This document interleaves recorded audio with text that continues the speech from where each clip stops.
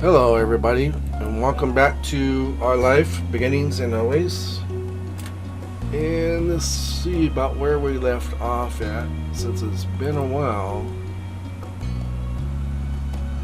Okay.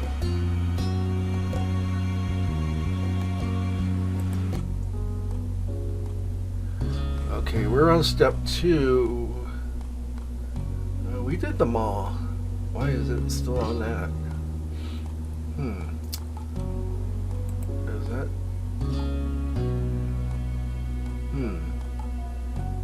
Okay.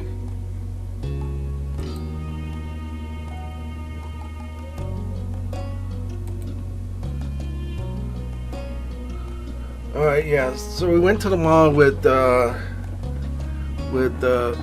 Ko's mom, Kyra. I believe that's her name. So we are on that. We're now on the birthday DLC. So let's get into it.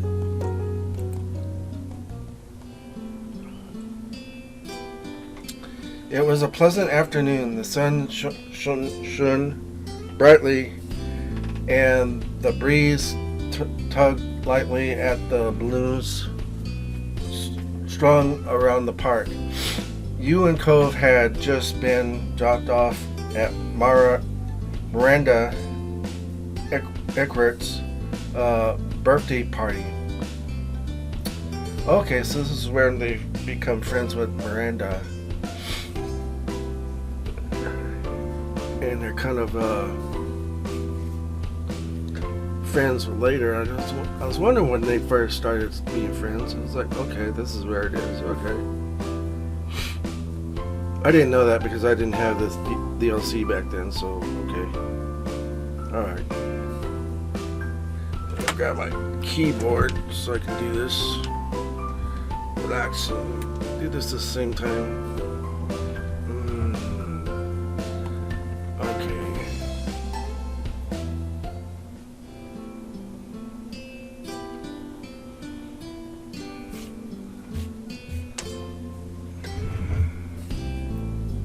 Wow, okay.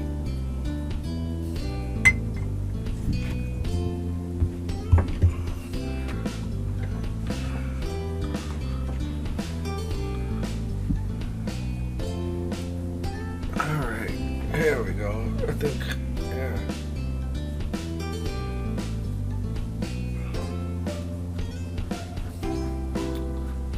You really didn't know Miranda. Last year was the first time you had a class with her, and everyone at school knew her as quiet. The shy girl stuck to her own friend group like glue. Okay, why is this not doing? Okay, there we go. It had been a surprise that she was having such a big party. You looked around the expansive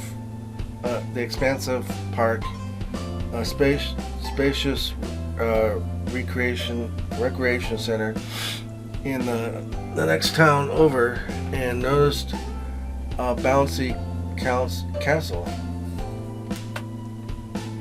Miranda had a bit of a reputation for not caring if she acted mature like other teens sometimes did.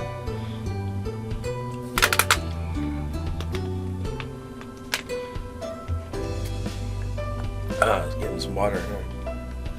Alright. It made a certain amount of sense that her party would match that. You thought Miranda was sweet, you thought Miranda was weird.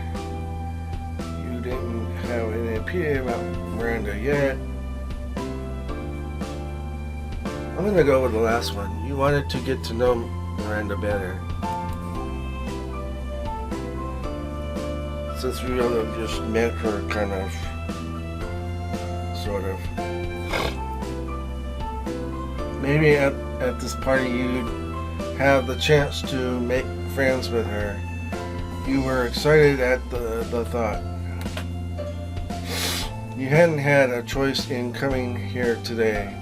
Your mom's insisted on it after you got an invitation, as did Cove's mom and dad. So both of you were driven over to the next town with presents in tow. All the presents had been pretty firm. All the parents have been pretty firm about going to a birthday party if you'd been invited.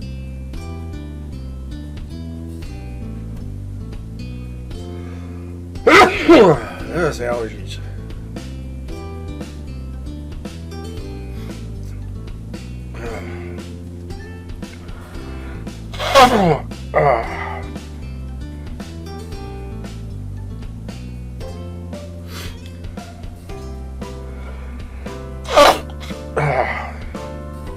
God.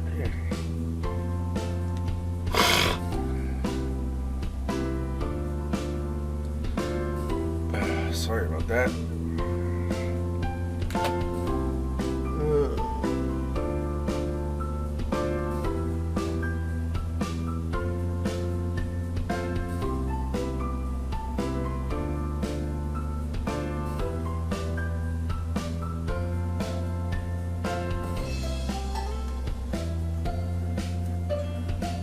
I'm gonna go with the last one. You were willing to give it a chance.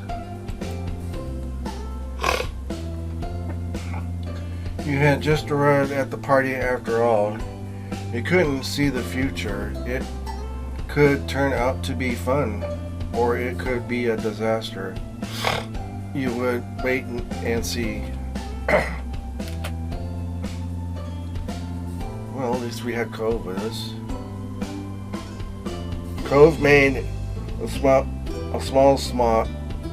small noise which caught your attention. He looked around, scanning the area. He fidgeted with his gift in hand. So, any idea what we're supposed to do with these? Asked Cove. You looked at your own present and then towards the seating area. There was a table filled with snacks and drinks, supplies, and various party games. Past that, you spotted a table in the back that seemed to have a truckload of gifts. You pointed it out to Cove. Let's drop the presents off over there. Cove nodded with a smile and turned to where you gestured. He saw it too.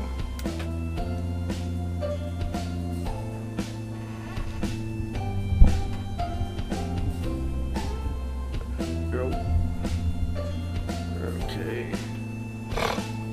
Cool, says Cove. You and Cove began to walk over to the present table, flattening the wall-trimmed grass beneath your feet.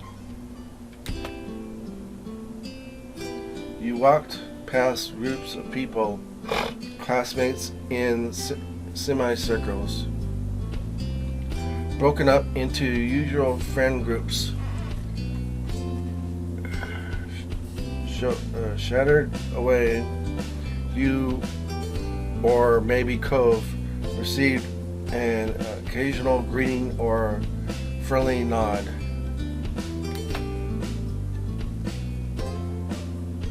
However, as you passed by even more people that you had never seen before, you became aware there were more strangers here than not.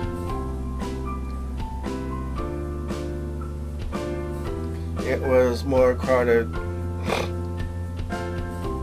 than you expected. Miranda Eckert, the quiet girl, was hosting the most populated birthday party you had been to in a long time. You looked at the new faces and thought you saw something of Miranda in them.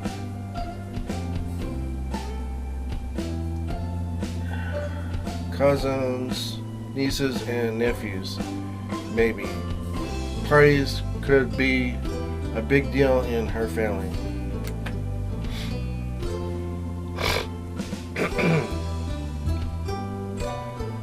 The both of you reached the table. You set your gift down in an empty space, brushing some confetti aside, and Cove placed his gently next to it. He looked at the present thoughtfully. Hey, what did you get her? Asked Cove. Before you had a chance to answer, Cove opened his mouth again and tapped his gift. I found this sparkly backpack. I figured she could use it for school or a trip or something. Your mom's had taken you out shopping the other day. You searched through the store and ultimately, let's see.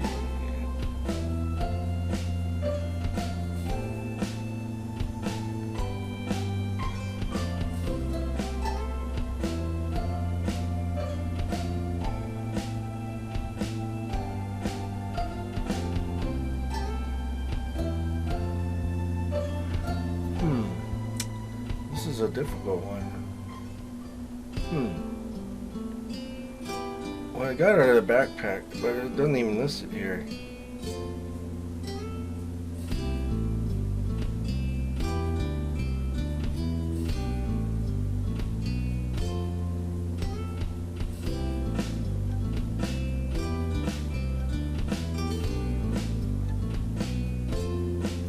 I'm gonna go with the second one. You grabbed a necklace and bracelet set.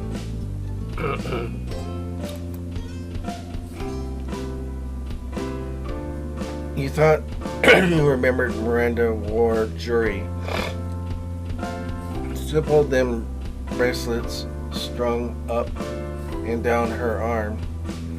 Hopefully she'd enjoy the pieces you chose.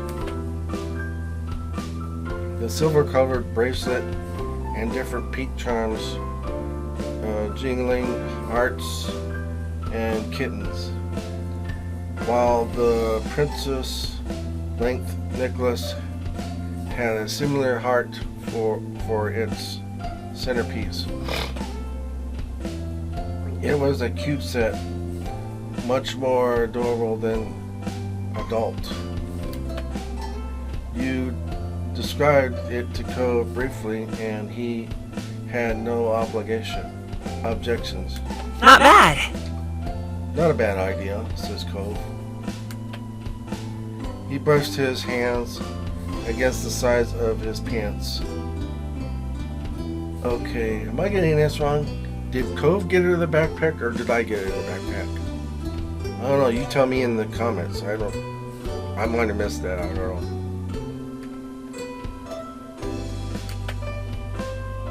I really hope Miranda likes her gifts, but I think we both did good.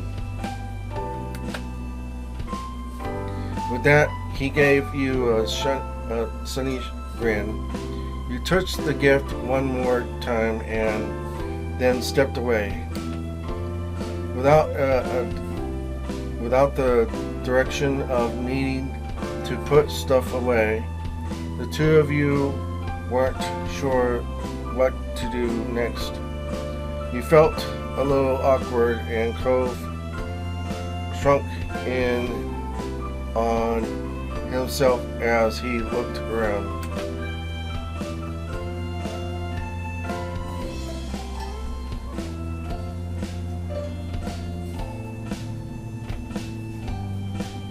There were more gifts hanging to the present table, so you turned away and wandered over to a nearby tree where you wouldn't be in the way.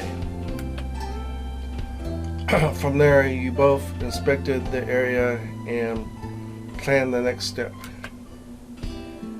You were glad that Cove had been invited too. At least you had his company in this unfamiliar place. You watched him. He gave you a nervous grin. It reassured you a little, and you smiled back. What next? Cove did not appreciate being put on the spot. He was just as unsure as you were. Birthday party stuff? Asked Cove. It didn't seem to be time for cake. What with people still arriving, nothing else seemed to be organizing yet either. He noticed that himself and tried again. We could find Miranda, asked Cove. That was an idea. It made sense to greet the birthday girl. Okay, we could say hello. Wish her happy birthday, says Cove. Ask her what she wants people to do. Sounds good. Sounds good.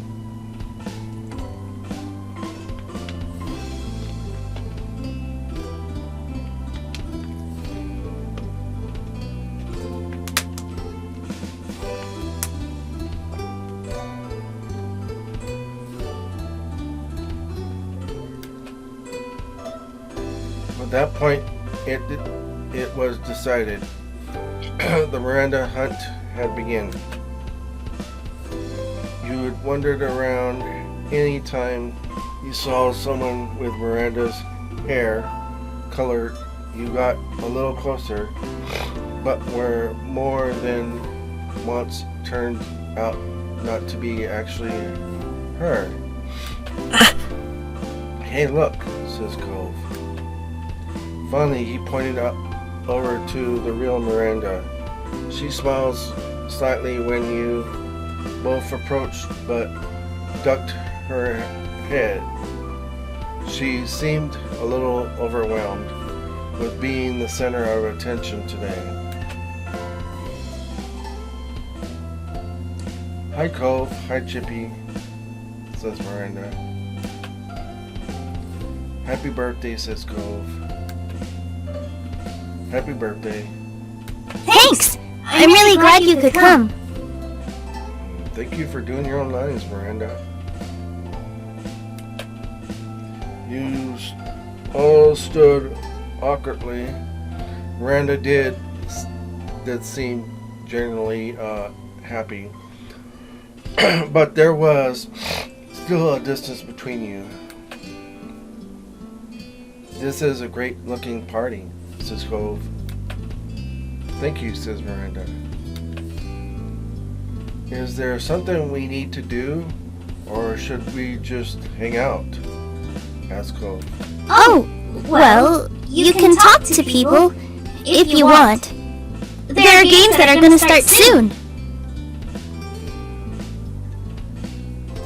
Thank you for reading your lines. I love that. Less lines for me to read. And the bounce house should open later. If you feel like jumping, then after that it's cake and present time. We'll have ice cream too, says Miranda. After that, it, after that is when people will start going home. I hope that's okay with you guys, says Miranda. Cove nodded. He seemed a little more confident about the situation now. Thanks for letting us know. You grinned at her, and she nodded back. Miranda waited there, and you became hyper aware of the silence forming. You heard a shout for a Randy, and Miranda brightened up a total 180 with how stiff she had been with you. I gotta talk to some more people. Bye! Bye. The birthday girl ran off to her friend, leaving you and Cove with at least a little more idea of what to expect. You both glanced at each other wordlessly. Yeah, wordlessly.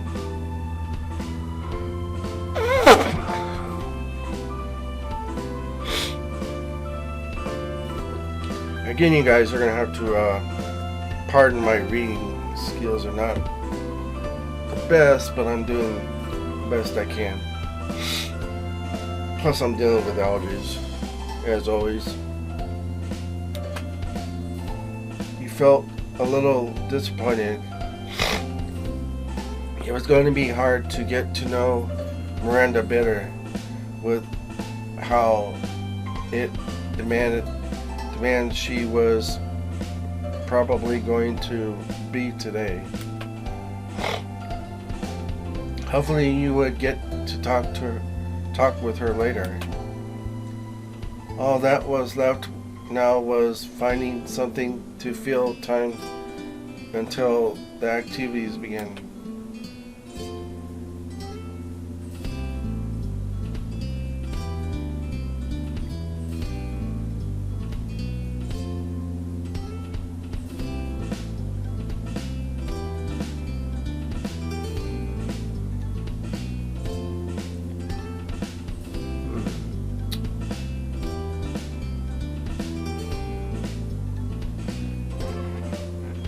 You tried to chat with people around. Cove kept at your side as you socialized. It was a lot of introductions and small talk, but you weren't surprised. You ran into some classmates and ended up talking about a rumor that there would be a new art teacher in the fall.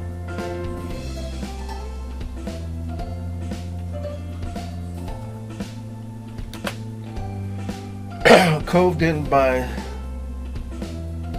the wildest rumors about her. That she was an international art thief who was hiding out from the law. You wondered how a story like that would even got started. One of your classmates laughed and said she heard it from someone who'd been in summer school and happened to see a truck with some paintings wrapped in the back. She didn't understand the strength.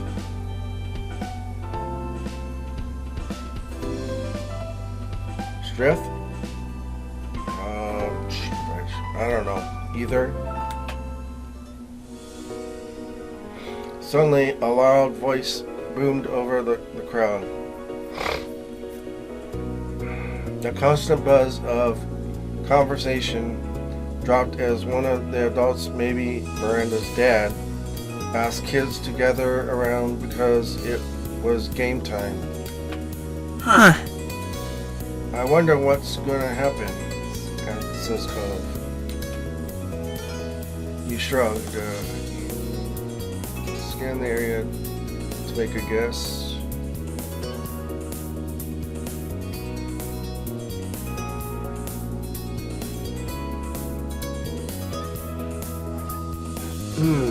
I'm gonna go with number 2. You scan the area to make a guess. Oh.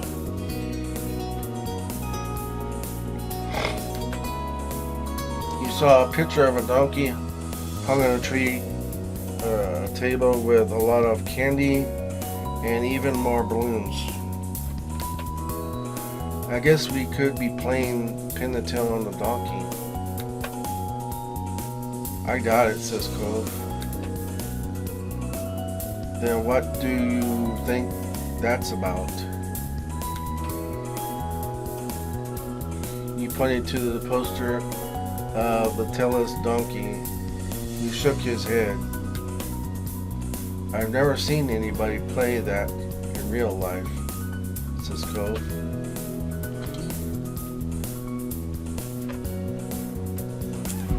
Oh, come on. Whoa. That was not good.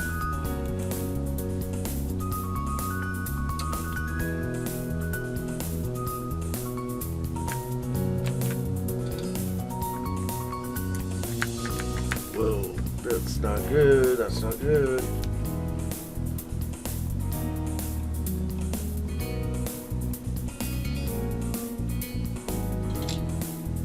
What is going on here?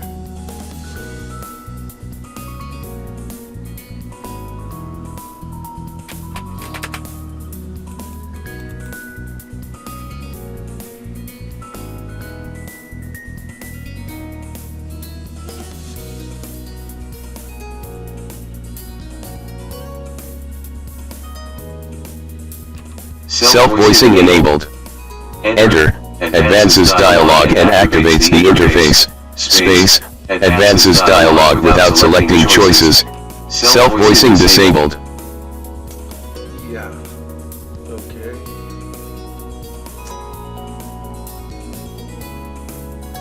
H.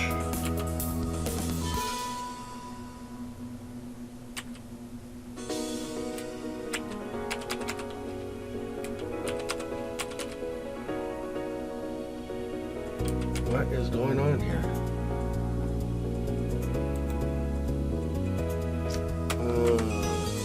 Okay.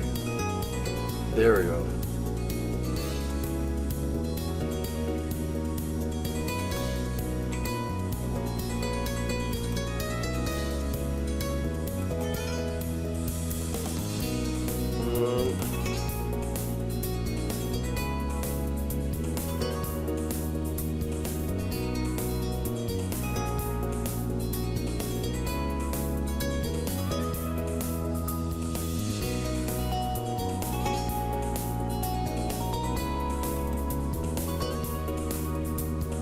Okay, now we're back. Oh, that was weird. I don't know how the hell that happened.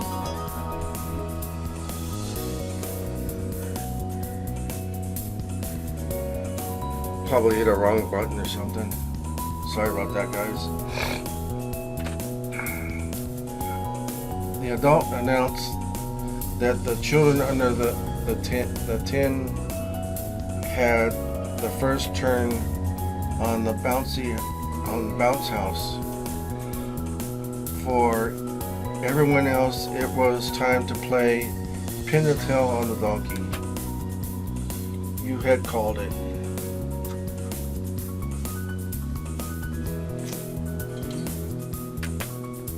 Cove raised his eyebrows. He was surprised for sure.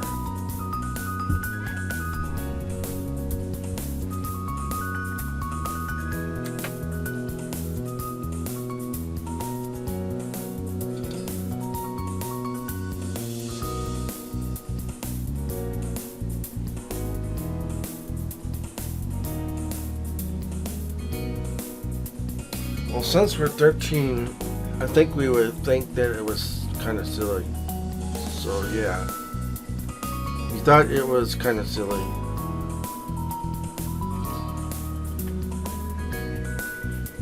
It was such a kid's game. The fact that this was planned for a party full of teens was a little crazy. You reluctantly joined the line since that was what you were supposed to do, and you didn't feel like arguing. The donkey in question was a cartoony poster with big eyes that looked more like ping pong balls. It was positioned a few feet above the ground on a tree trunk.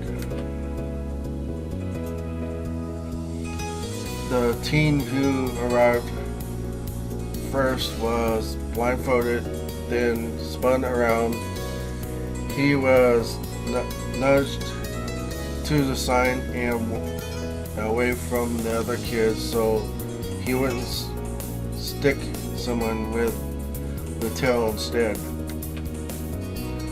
Unfortunately for him, he placed the tail on the donkey's head like some kind of bizarre earring. He wouldn't be winning that far from the target. His next opponent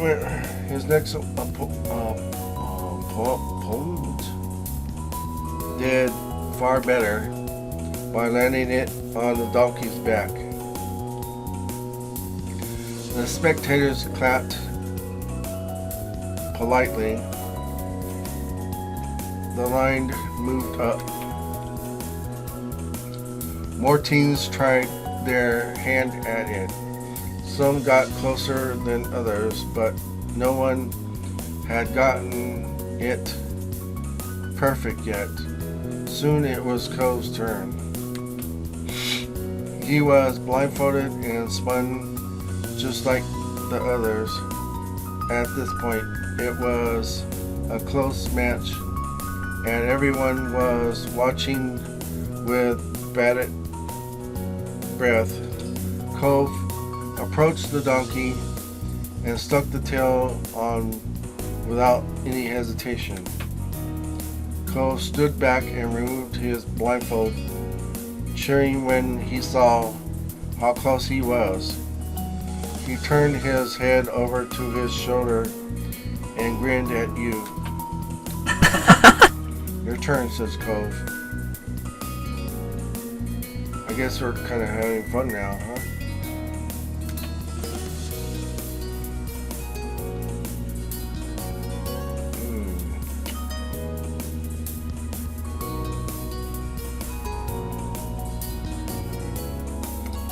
You took your turn.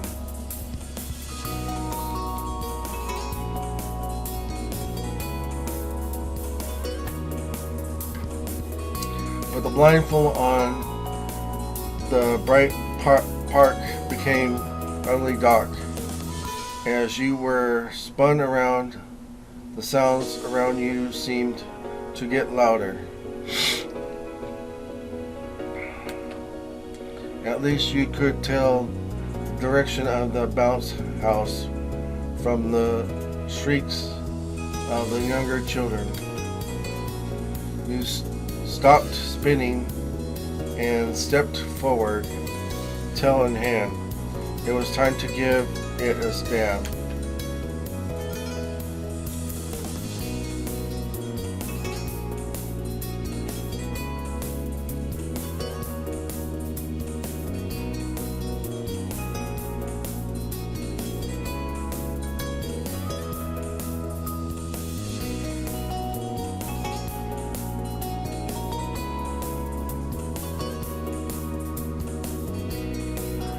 You placed it to the right.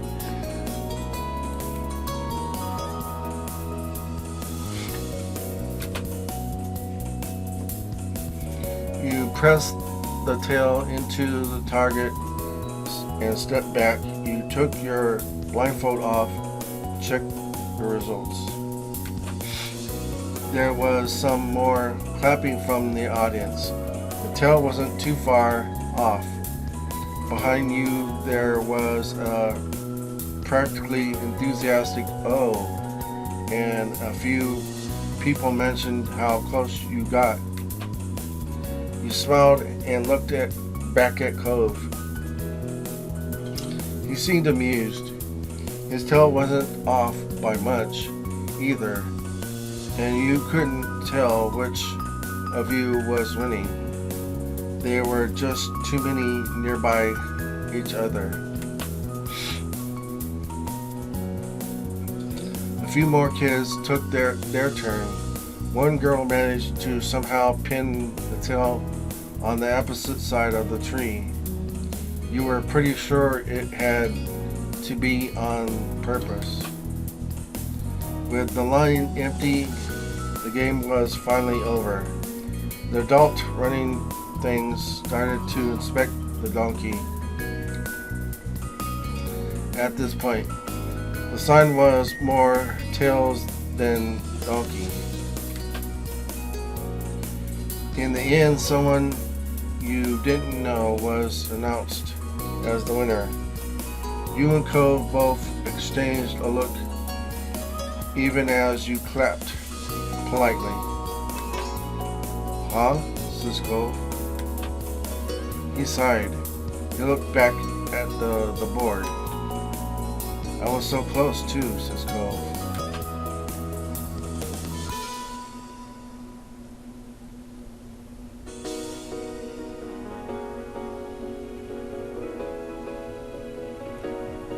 You were also disappointed. Maybe next time. You watched the winner and considered whether to say anything to them. He hesitated, however, ended up not approaching the teen. The older teen walked up, tall enough to tower over you and Cove. You felt a little intimidated by the stern-faced teenager until she started to speak.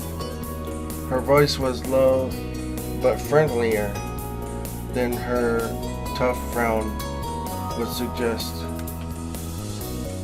"Hi, I'm handing out party favors. Do you want one?" asked the teen, with no name yet. She showed you party hats. She insisted they were the key to a true partying mood.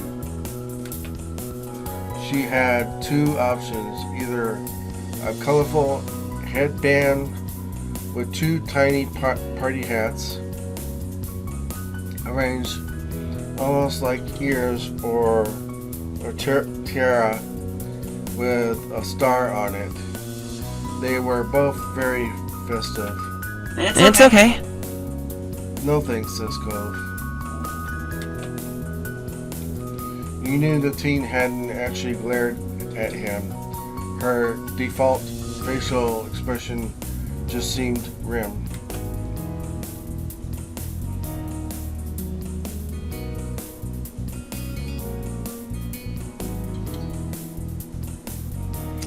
I'm gonna pick a crown.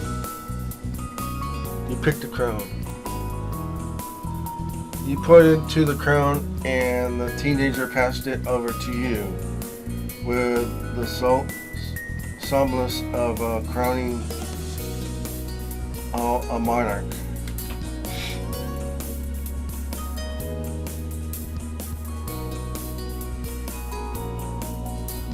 Then you encouraged Cove to pick one.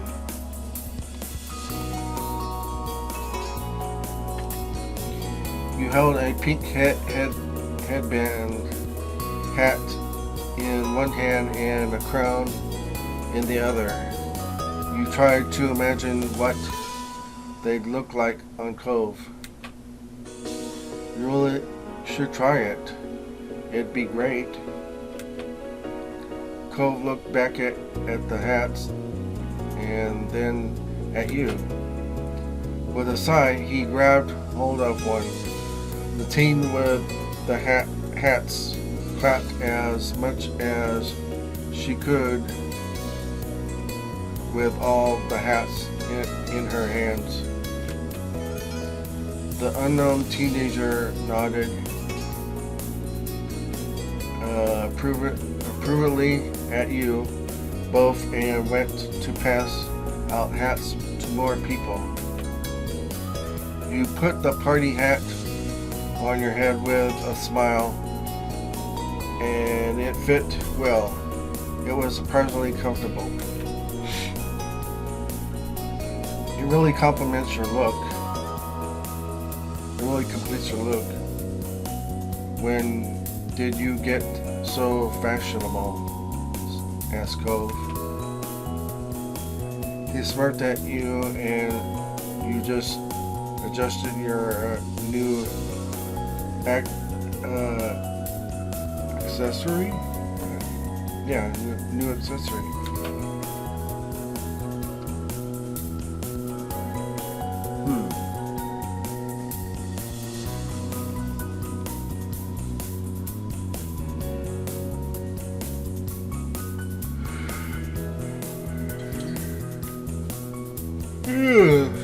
Oh, excuse me. I'm gonna go with the first one. I'm a party animal now. Oh? Really, says Cove. Of course. Cove nodded with a thoughtful look on his face. If the party spirit is contained in party hats, does that mean they're haunted? Asked Cove. You snorted at the suggestion. You considered the hat on your head. It didn't seem haunted, but maybe that was what it wanted you to think.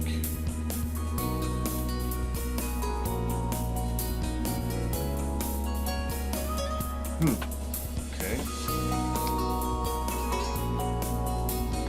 Cole finally put on his own hat.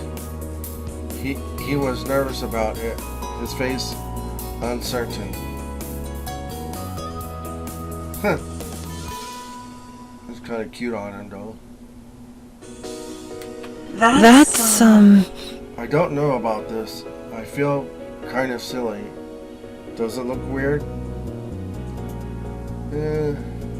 No. It looks silly, but yeah. Kind of cute too, you know. Makes him look more cute.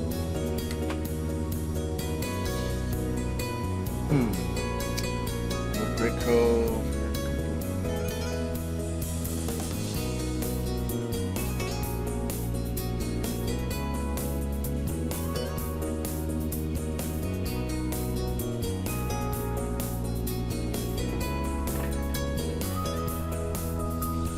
You look great, Cove.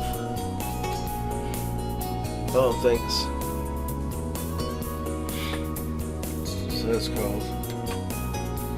He readjusted his hat bashfully.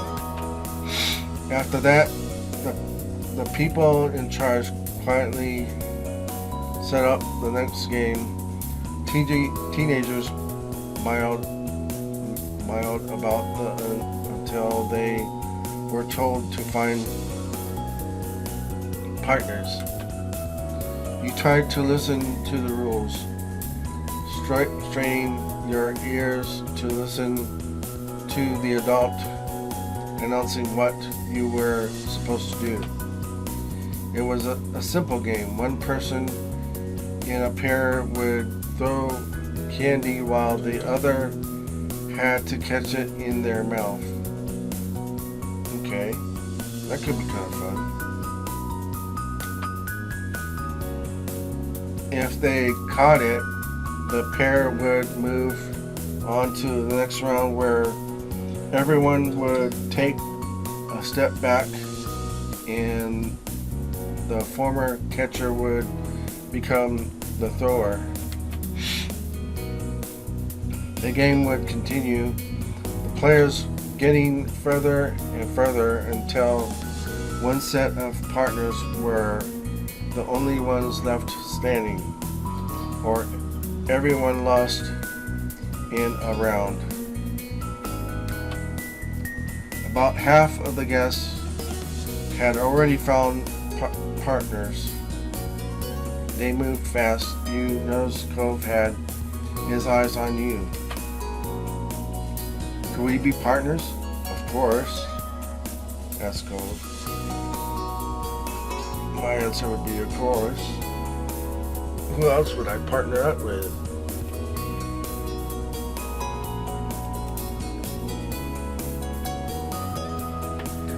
Neither of you were all that familiar with anyone else here. It'd be a safe choice to pair up.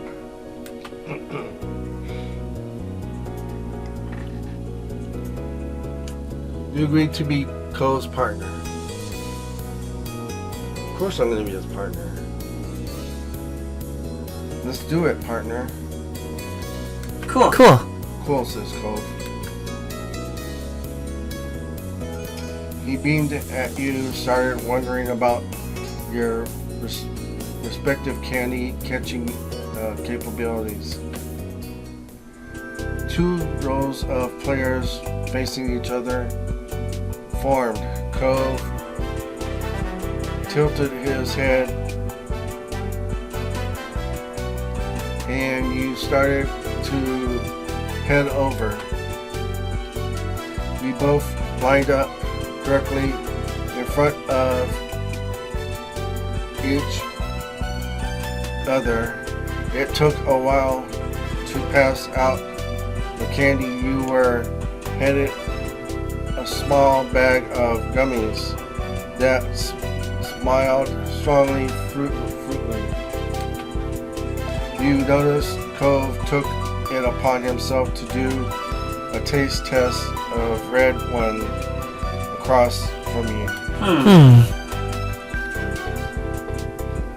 They're not bad, says Cove.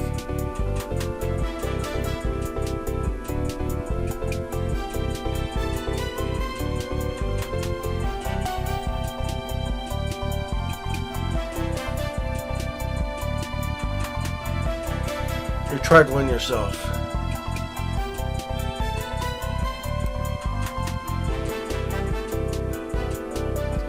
You ended up grabbing a purple gummy. It was sweet and you guessed it was supposed to be grape flavored, but it was mostly just really sugary. And then it was time to begin. Cove's roll was set to throw first. He smiled nervously, his eyes wide with seriousness. You grinned and Cove's smile looked more genuine and less filled with tenseness. The game was on. The adult in charge shouted to the throwers to go. You and Cove were only a couple of feet away from each other. With Cove's careful toss, you caught the candy easily. Like you, most other players moved on to the next round. There were few gaps in the rolls as everyone took a step back. The round was harder with pairs further apart, but not overly so. It could be done if both partners tried.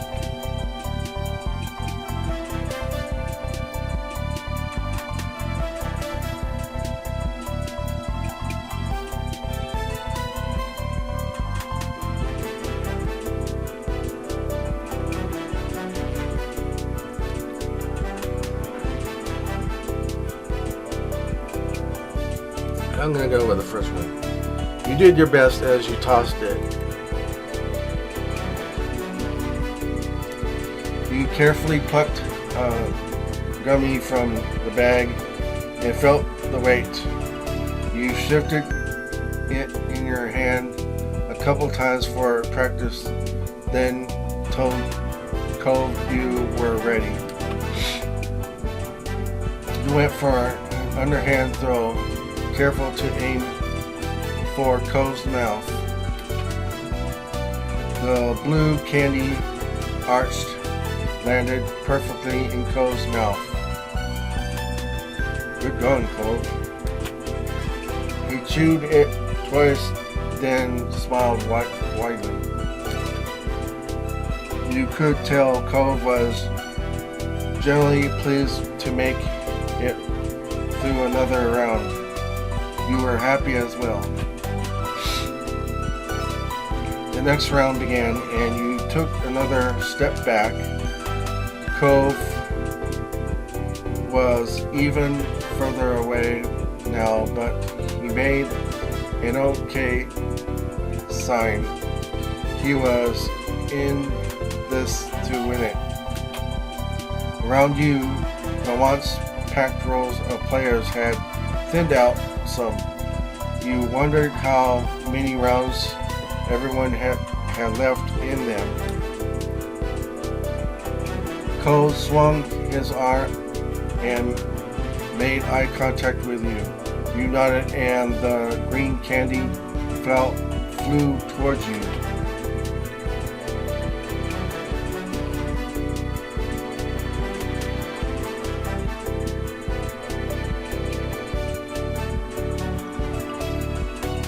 I'm gonna go with the first one. You tried your best to catch it.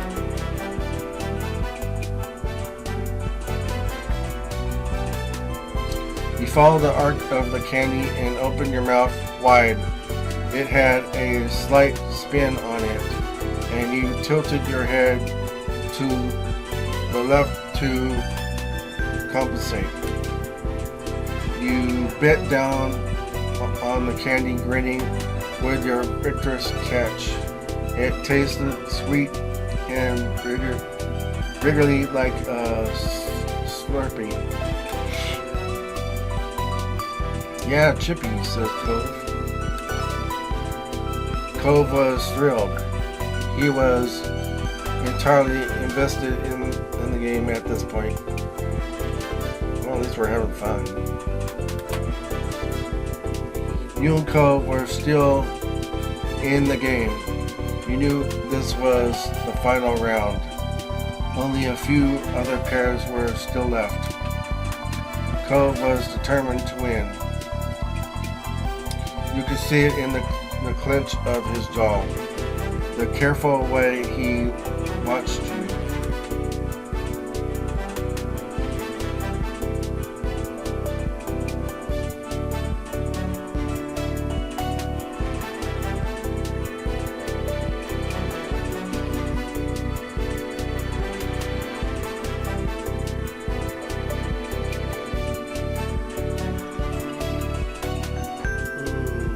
I'm gonna go with the second one. You equally wanted to win. You made it this far. It was time to go all the way. You looked around at your remaining competitors and prepared yourself. Cove gave you a firm grin and you prepared to throw. Your fingers grabbed an orange gummy from the bag. It felt solid in your grasp, even if your hand was starting to get sticky from touching all the sugary sweets. Cove leaned his face towards you and bent his knees, ready to catch. The time came. You looked at the candy and then Cove.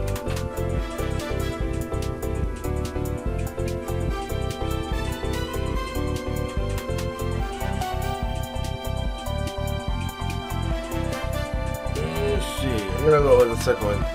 You threw casually. The candy flew like a missile straight towards him. He positioned himself effortlessly for it. Cove caught the candy just like that. A wide grin spread on his face as he victoriously chomped down on the candy. Good going, Cove. Yes, says Cove. Along with the chair, he jumped up in excitement and pumped one arm. You looked to your left and then to your right. You see a few remaining pairs walking away.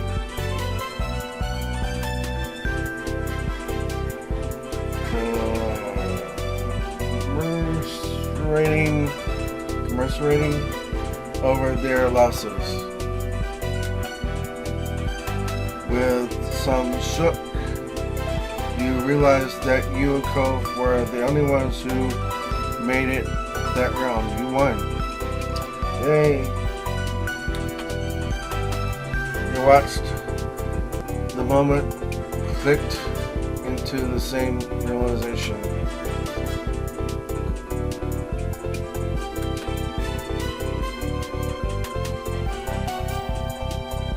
His face brightened like sunshine, and he jogged over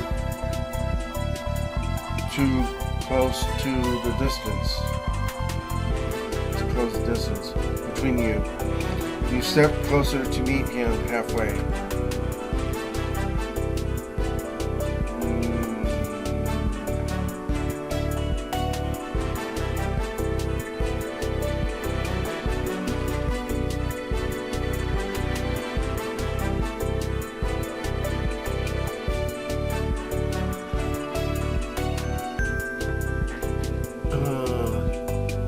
I'm gonna go with the third one. You jumped into a hug. His eyes went big when he realized you were going for a hug. He smiled and caught you, hugging you back tightly. You'd won this together. He really stomped his feet in place in front of you as though he couldn't contain his energy. You did it, says Cove. You adjusted the hat and nearly fallen off throughout the event.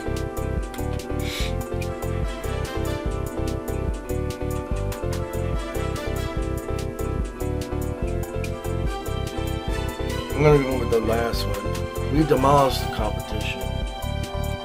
Yeah.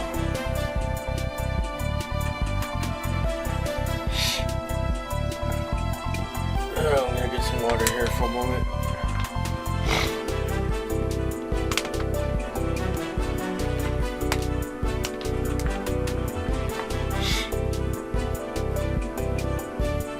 The game runner stood over and merely gave you both a bunch of more candy on top of letting you keep the gummy bags.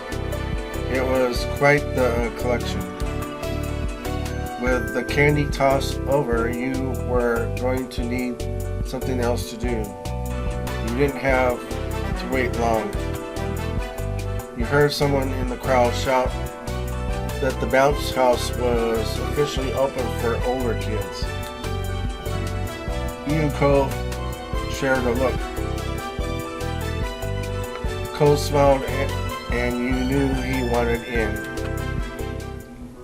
You both ran over to the bouncy castle and kicked your shoes off. You crawled into the inflated castle with Cove hot on your heels.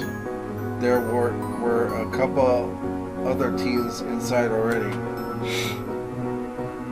You started to get a feel for bouncing. Cove hopped from the middle to the side, back and back. You just just after you landed from a practically high jump, someone else snuck in. It was the birthday girl herself. Hi Miranda, says Cove.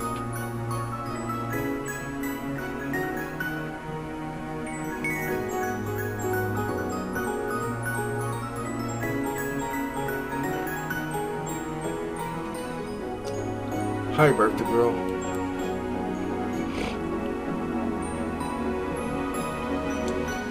Miranda looked happy. She waved both her hands at you with a megawatt grin. I hope you're having fun, says Miranda.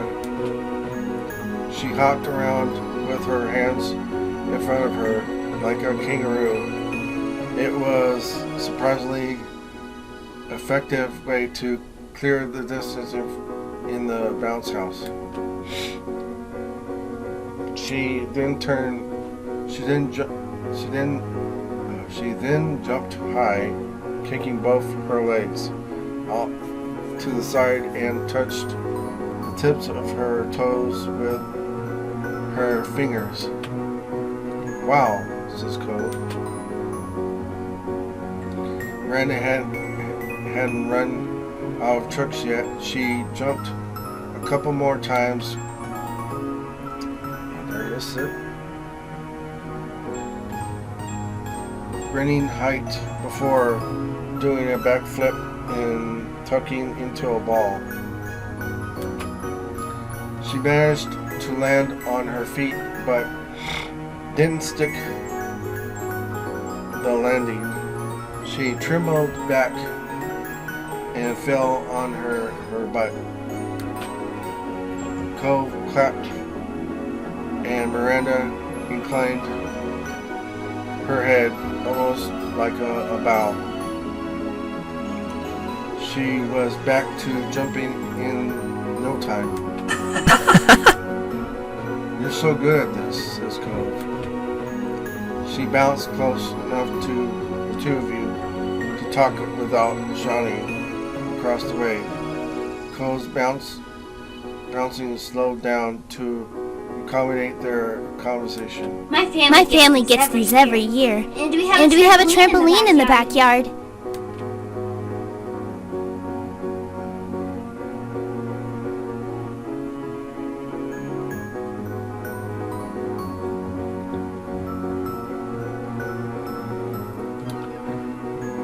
I'm gonna go with the first one. You're lucky, Miranda.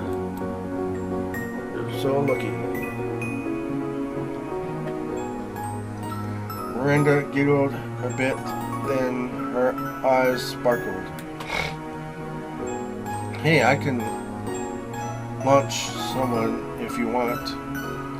If I jump in front of you, then your bounce will go higher, says Miranda. Okay, launch me.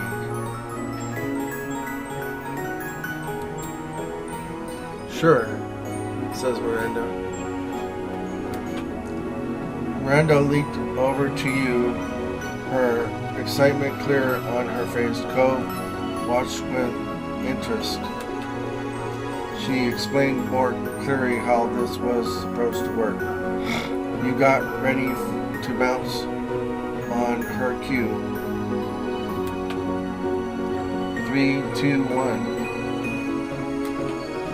The moment she came down, you jumped high. The force of her, just as she had said, helped launch you up. The air rushed past your face, then you were coming back down. Your feet hit the bounce house hard enough to help launch Miranda up a little as well. She giggled some more. Then the two of you took turns bouncing each other up. Cove clapped or offered suggestions, but it was becoming clear that he wanted a turn too. Miranda invited fighted him and tried to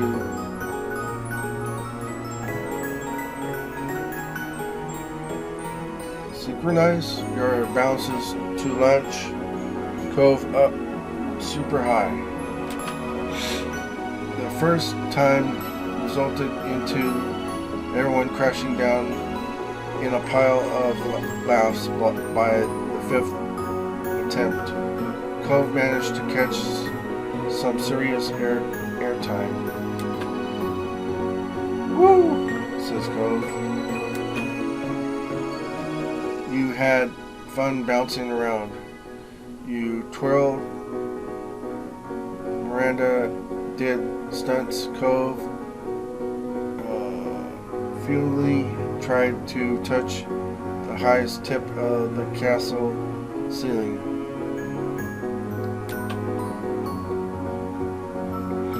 You and Cove chatted to Miranda more than you even had at school. She truly was the queen of this bouncy castle. Whenever someone did something cool, everyone would cheer. If you fell, the others would help you up. Eventually more people wanted to take turns in the bouncy house, so you and Cove left. As you slipped your shoes, you saw Miranda get drawn into conversation with a group of adults. She would be talking to them for a while. You and Cove decided to take a break to hydrate. You both went to the party table to grab some ice water. Cove handed you a party noisemaker he picked up from the same table. He blew his. It made a funny sound when it unrolled. Cove downed his drink in a couple gulps. He had gotten pretty into bouncing after all. You were still sipping on your water when Cove blew on his noisemaker again, then again and again. It was almost a tune. You didn't recognize any from a particular melody, but a noisemaker also isn't an instrument. The noise cut through the hum of the other party guests, loud and noticeable.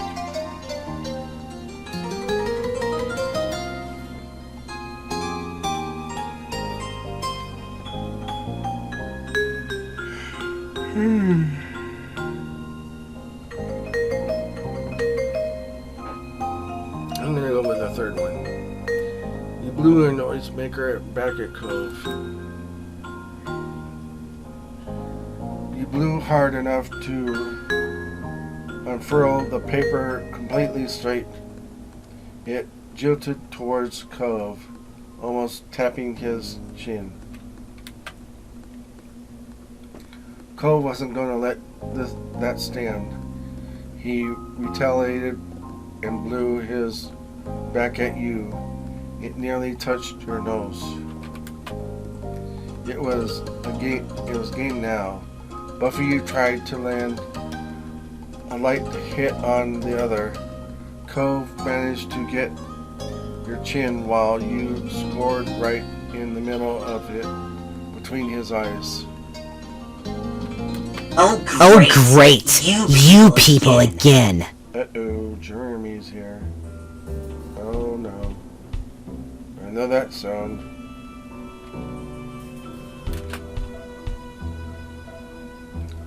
Someone vaguely familiar shouted and you snapped your head to the side. Cove's noisemaker dropped from his mouth. The speaker stepped up, and there was no doubt it was Jeremy. That mean boy you met at the start of summer. Why can't this kid just go away?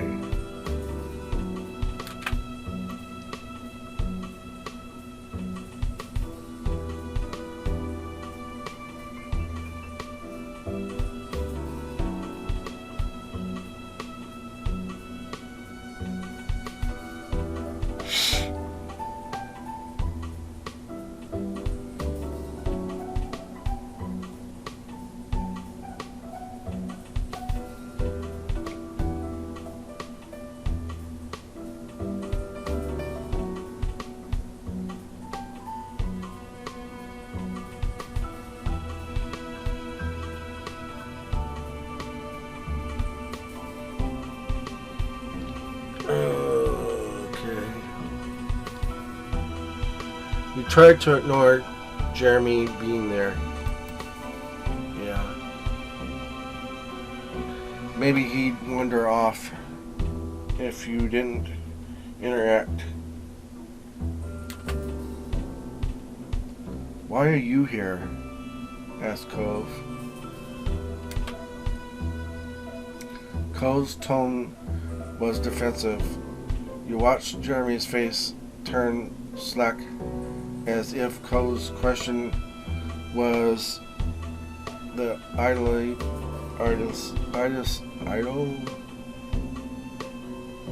see above all idolacies. Didn't I already explain this? Asked Jeremy. I hadn't, so both of you and Cove exchanged a look. He hadn't, so both of you and Cove exchanged a look.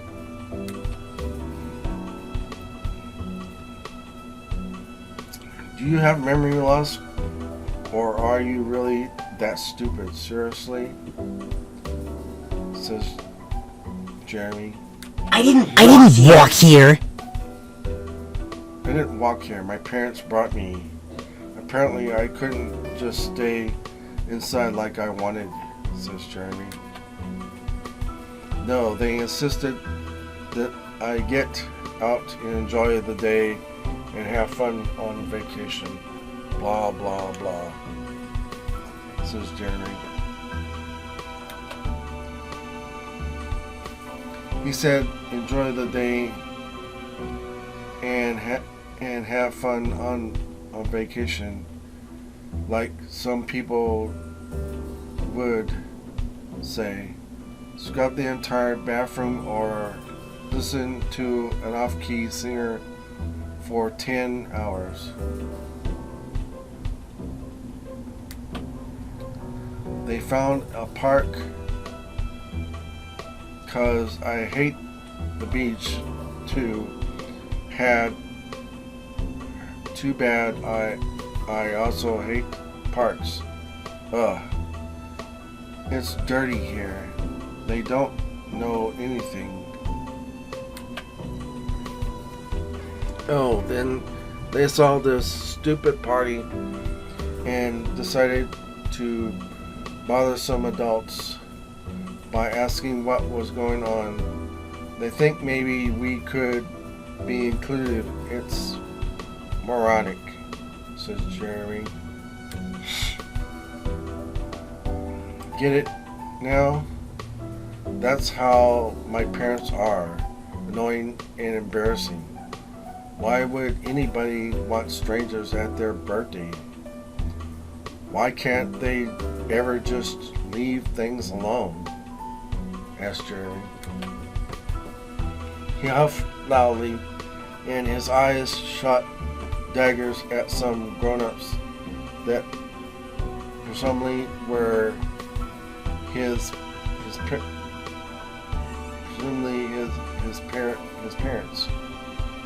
Were his parents, okay? Okay.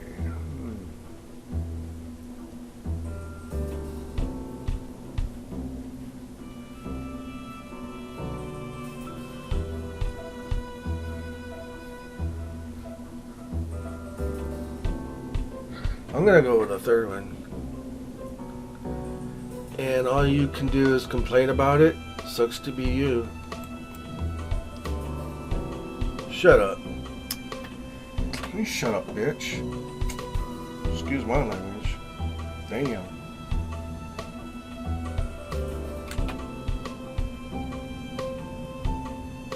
Jeremy's eyes slipped away from you. He's acting like a little bee.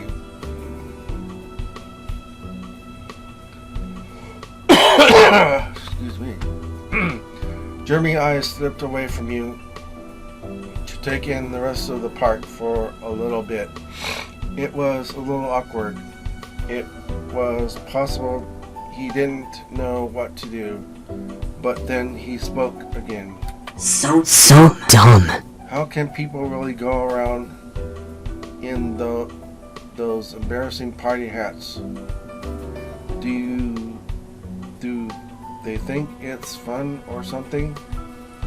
How could a human being be so dumb? Asked Jeremy. How can you be such a bee? You brat. It's just kind of nice to do party stuff.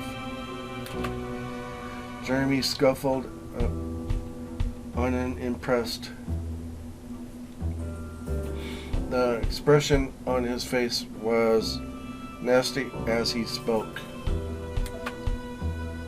I am not surprised an empty-handed person like you would think that, says Jeremy. Jeremy looked you over, completely dismissive. It's so rude, you can't help but feel offended. Cole's face hardened. He seemed more offended than when anyone actually insulted him personally. Hey! Just because you don't know how to be happy doesn't mean no one else does. And it's not our fault if you hate everything. It's not okay for you to take it out on Chippy, says Cove. He isn't doing anything wrong. You are. So why don't you just go away, you little brat? Jeremy seemed unfazed by Cove's defense and sniffed. Chippy can humiliate himself on his own. He doesn't need you to step in and do it for him, says Jeremy.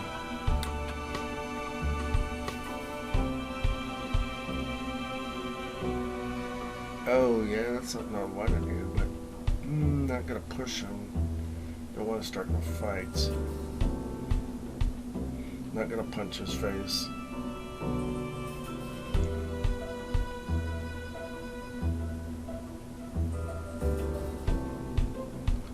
I'm gonna go with a fourth one. You drowned out his words with your noisemaker. You both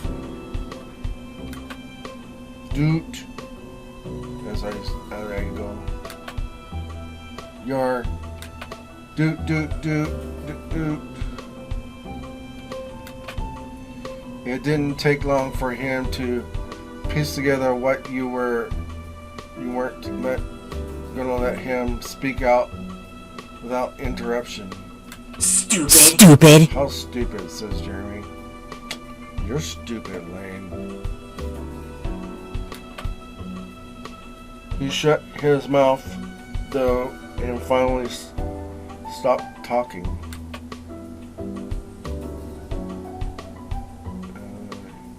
Yeah, I'm gonna just say, you're a dick. Seriously.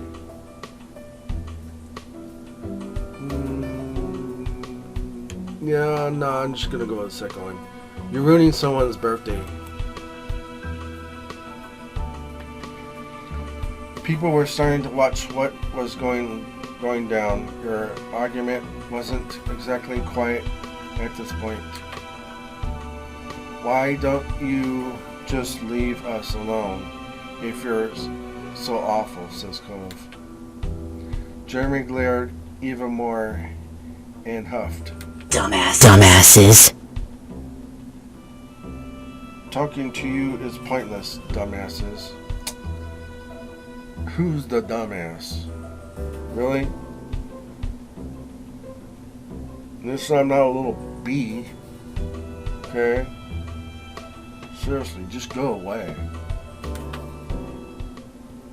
He stalked off like last time you saw him, muttering under his breath.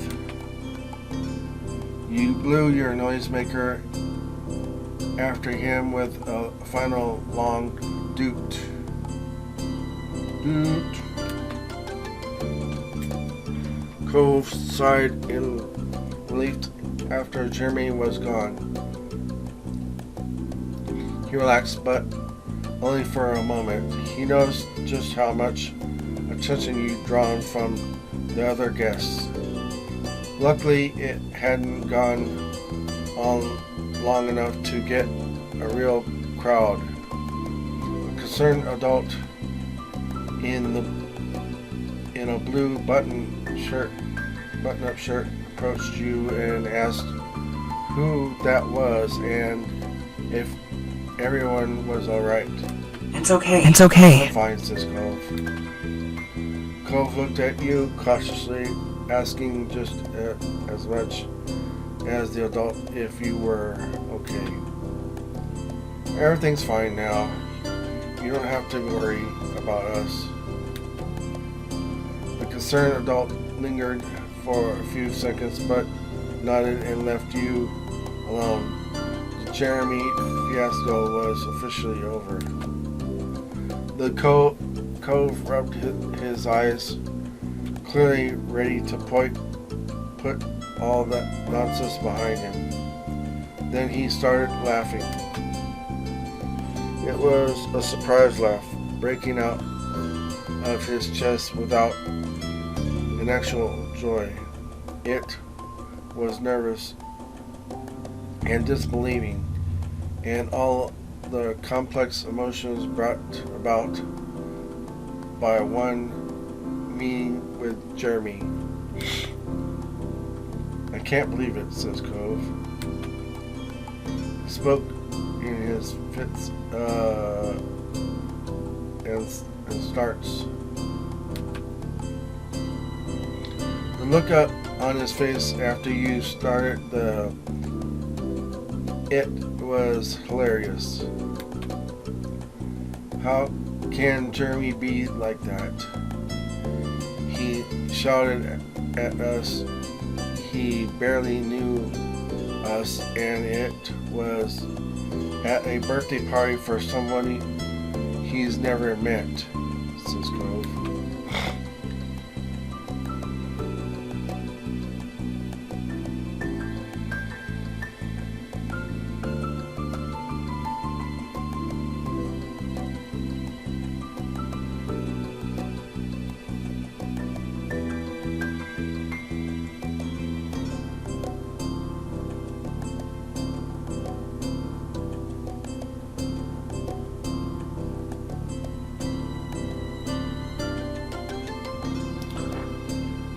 I'm gonna go with this one. You were just happy Jeremy was gone. Hopefully he stays away.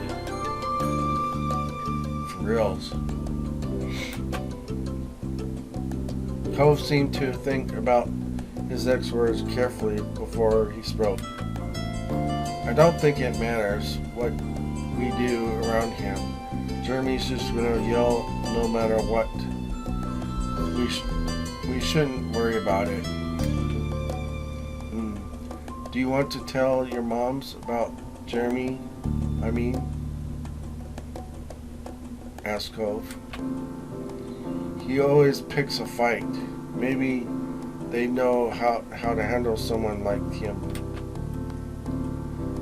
Thanks for asking.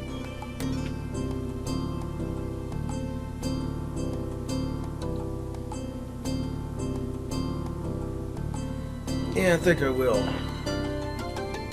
You decided to bring it up to your moms later. I'll let them know everything. Alright. Okay, says Cove.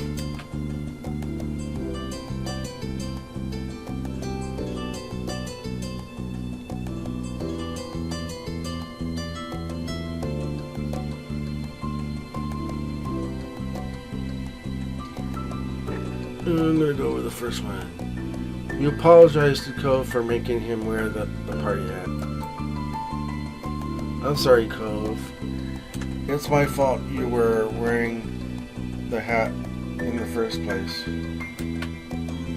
Cove shook his hand.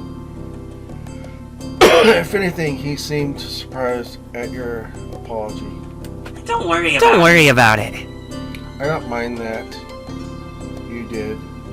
It's been fun. This whole day has been fun, except for Jeremy. And he's gone now. Thank God. He reached up and flicked his hat with pride, giving you a smile, a small grin. It made you happy. Finally, you bent over to pick up the noisemaker that Cove dropped when Jeremy appeared. It might be too dirty to use now, but you didn't want to leave it there. He appreciated it. He accepted it softly when you offered the little favor back to him. Thanks, Chippy, says Cove. I like how we can be there for each other.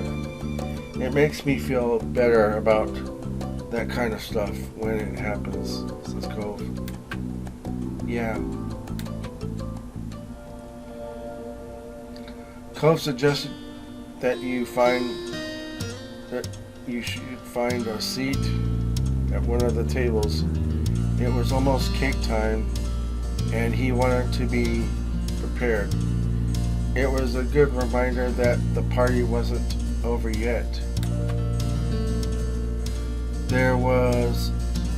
There's a free table there. Let's get ready for some cake.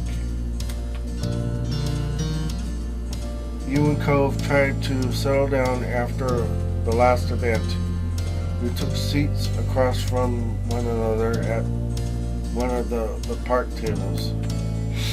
There were few attempts to chat, but for the most part, you simply watched the adults run around to set up the cake cutting. There was a minor panic when you assumed was Miranda's dad. Apparently forgot the lighter for the candles. He and another man went through and started asking other adults for matches or lighters. They weren't having any luck until the grim-faced teenager who had been passing out party hats pulled a green lighter out of the ice cream cooler. Why the lighter was put in the cooler remained a mystery, but with party hat girls find it was time to get things going again. Miranda sat at the head of the longest table. A large chocolate cake was set in front of her. She lit off 14 candles with the cooler lighter with a big smile. Adults started singing happy birthday, and the rest of the guests joined in. At the end of the song, Miranda blew out the candles with a decided huff. She closed her eyes, and you saw her silently mouth mouth something. Maybe it was a birthday wish.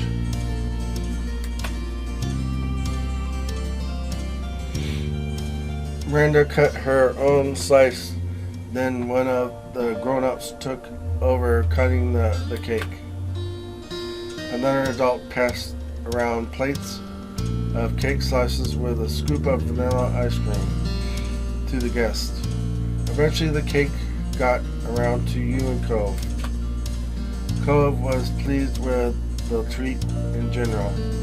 The cake looked rich and moist. It smelled quite chocolatey.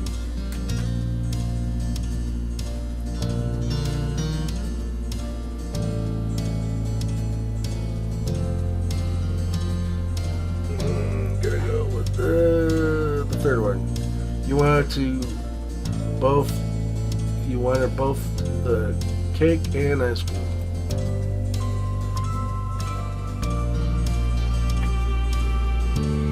You took a bite of ice cream.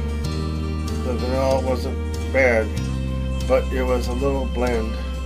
Chocolate cake, however, was rich in flavor. Cove then took his fork and started mashing up some of his cake. When the cake resembled a pile of clumping chunks, he started mixing it into the ice cream. The melted parts of the ice cream made kind of chocolate cake soup.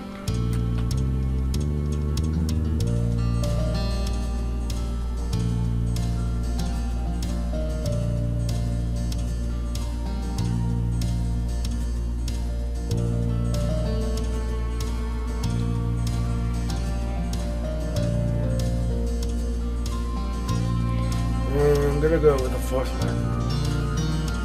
I've never done that, but I want to now. How does it taste? I asked. Really good, but it's better with brownies, says Cove. He grinned and looked a bit. He took a bite of his own mix. Cove contently chewed down on his concoction. One advantage to his mix is that ice cream seemed to catch most of the crumbs that would usually fall from eating a cake.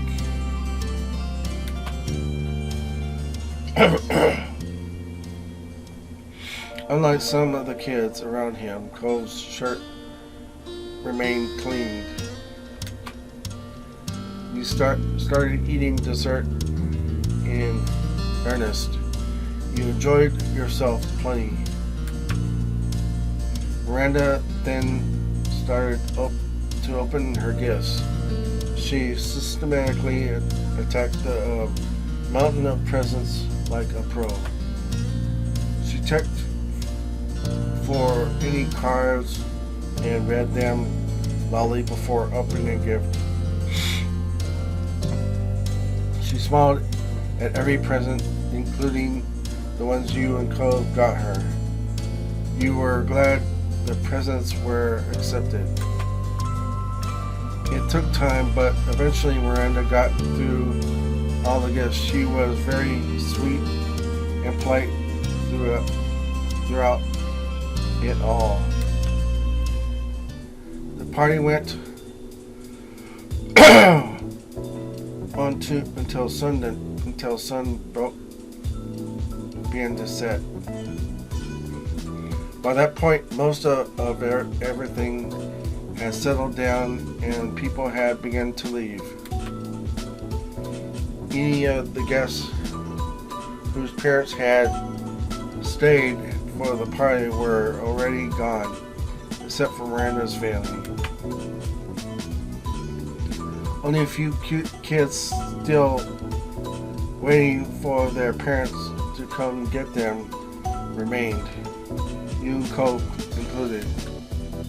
Miranda's family were cleaning up, and as a guest, neither of you nor Cove were supposed to help with that. Instead, you both had decided to take it easy in the bouncy castle. It was somewhere out of the way where you could casually wait for your ride.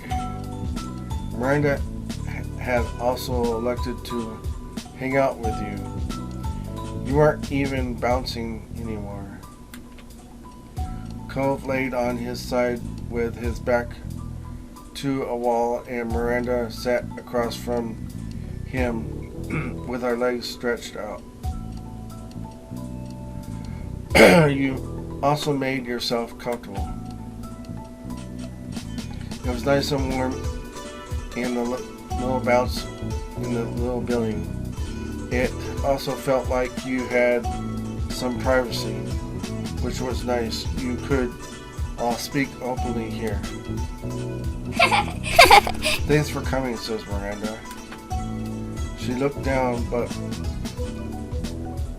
continued shyly. It's been really cool to get to hang out with you a little bit, says Miranda. Thanks for letting me come. I didn't think I'd be invited, says Cove.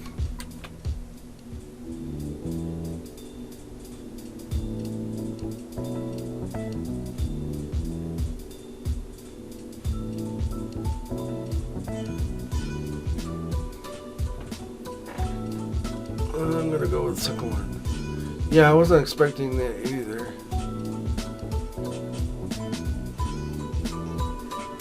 Miranda just smiled a little more. So,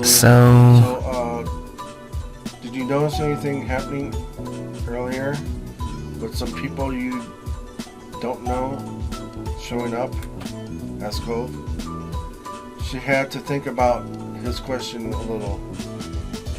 It was apparent that she didn't have an encounter with Jeremy, since there was no instant recognition.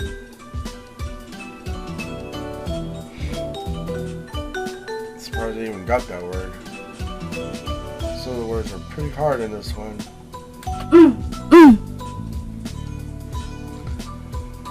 I heard about something. Some other parents were talking to my parents when their kid came and forced them to leave the park.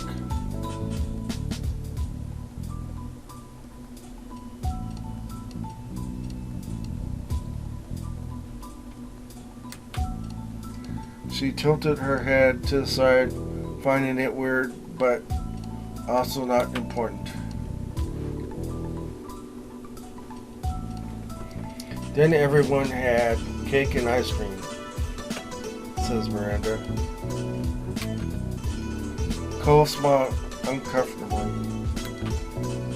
That's good, says Cole. Oh, excuse me. Ugh.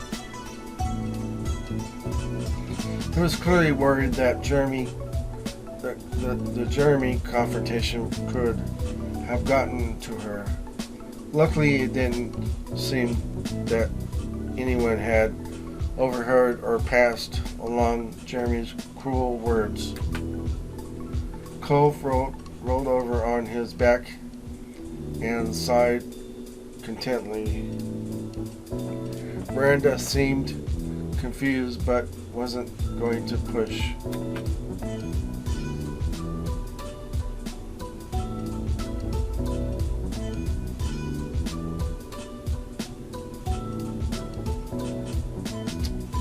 I'm gonna go with the second one.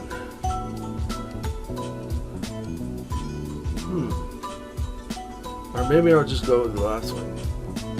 Yeah. You told her about the ordeal.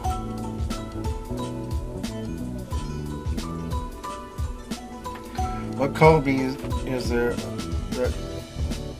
that a rude kid showed up as a party crasher. It's okay though. We got rid of him. Miranda's eyes widened, and Cove flinched. You shot him a look. It happened at her party after all. Miranda deserved to know. What happened? What happened?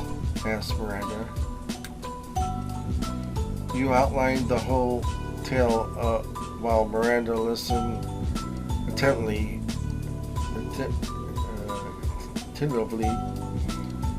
She was a good audience. She reacted in all right places and asked questions as needed. The storytelling continued until it was time to go home. At the end of the day, you thought it had been quite the party. And that's it. That's the end of Birthday Moment.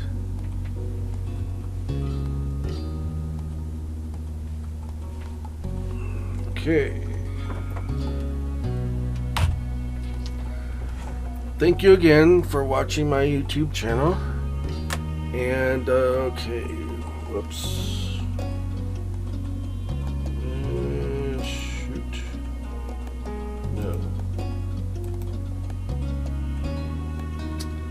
I'm gonna save that right here. There we go.